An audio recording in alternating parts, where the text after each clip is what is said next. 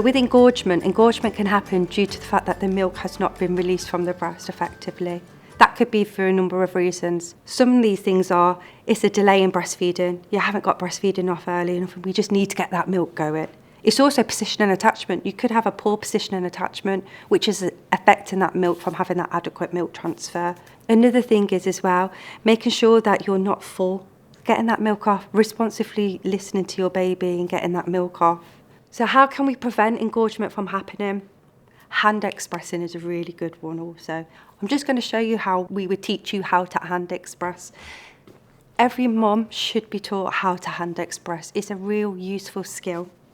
What you want to make sure is that you're in a calm area.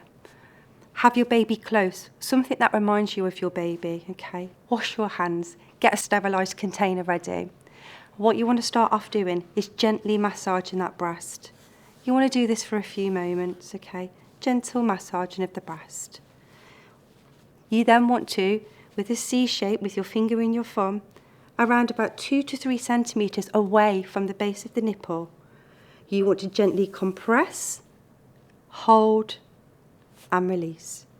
Not sliding down the skin. If you slide down the skin, you can cause yourself to get a little bit of damage and get sore.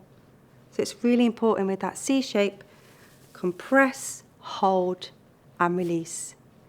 If no milk's coming after a few minutes, either slightly come back or closer to the nipple.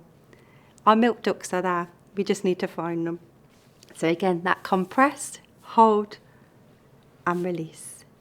And once the milk starts to flow, you will notice it will look like a little bead at the end of the nipple. Then it will start to flow more. Once you feel like you've emptied that area, you can work around the breast, collecting it into a sterilised container with safe storage.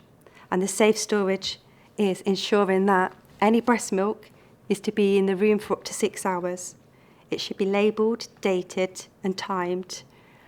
If you're going to store it in the fridge, it needs to be in the coldest part of the fridge, which is right at the bottom, at the back of the fridge. In a freezer, it can be in the freezer for up to 6 months. In a fridge, it can be up to the fridge for 5 days. So to conclude, to prevent engorgement, you can initiate your breastfeeding as early as possible. As soon as that baby's born, get that baby onto the breast. To hand express, this will help with any engorgement. But you want to get that baby on. The baby is the best thing to do to get rid of any of that milk. And by doing that, give the team a call. We'll come out and have a look. Check your position and attachment. And also, we want to make sure it's responsively breastfeeding. Feed when your baby wants to feed, but also listen to your body. If your breasts are feeling full, get your baby on.